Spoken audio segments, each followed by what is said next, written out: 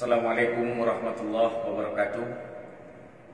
Alhamdulillah, alhamdulillahilladzi an'amana bi ni'matil imani wal islam.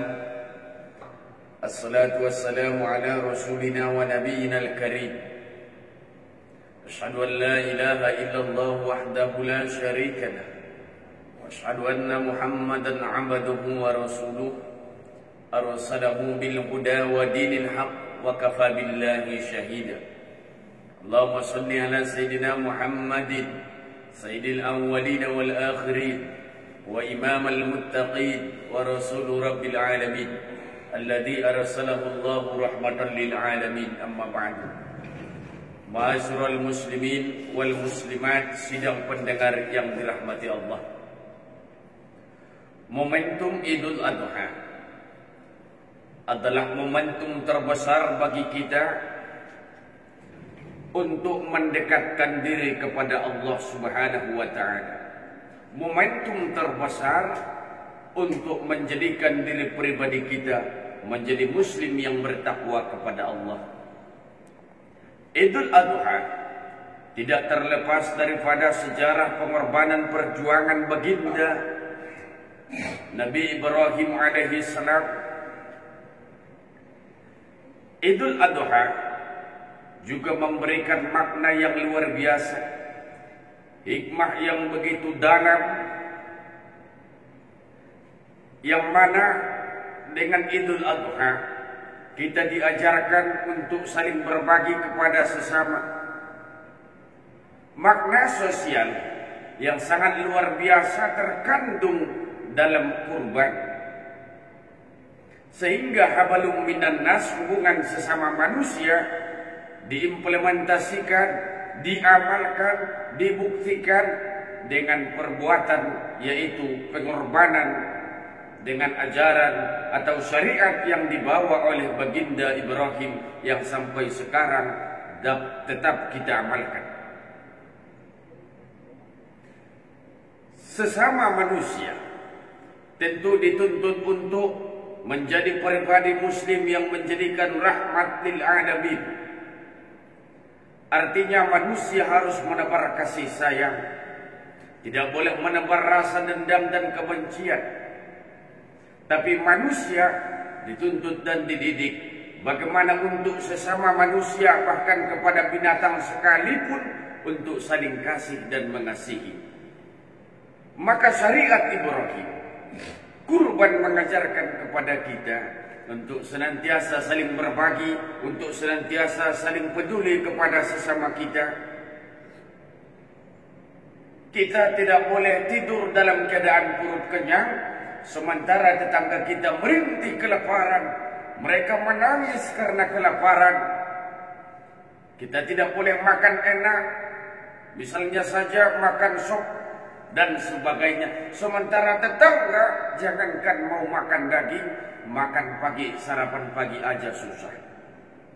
Maka lewat kurban kita dituntut untuk memperhatikan bagaimana kehidupan tetangga kita, bagaimana ekonomi mereka, bagaimana pendidikan mereka.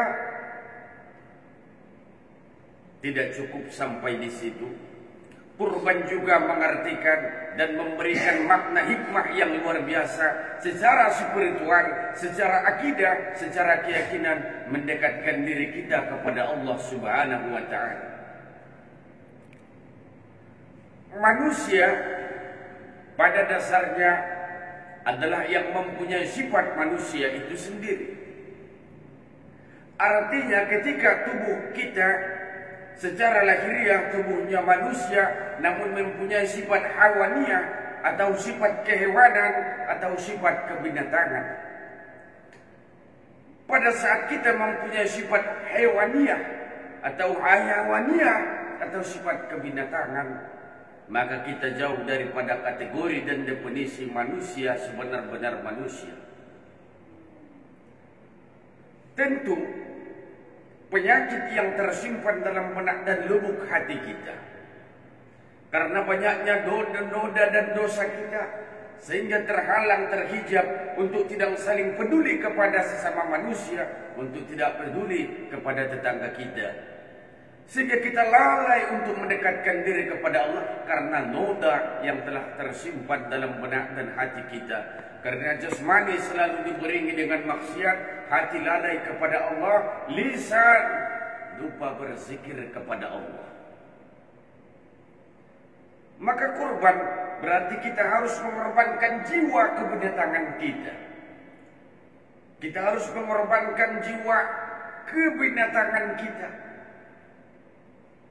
Dendam, iri, dengki, hasad, sombong, takabur, tamak, rakus, egois. Ini semua adalah bagian daripada sifat hayawaniah, sifat kebinatangan yang seharusnya tidak boleh melekat pada diri manusia.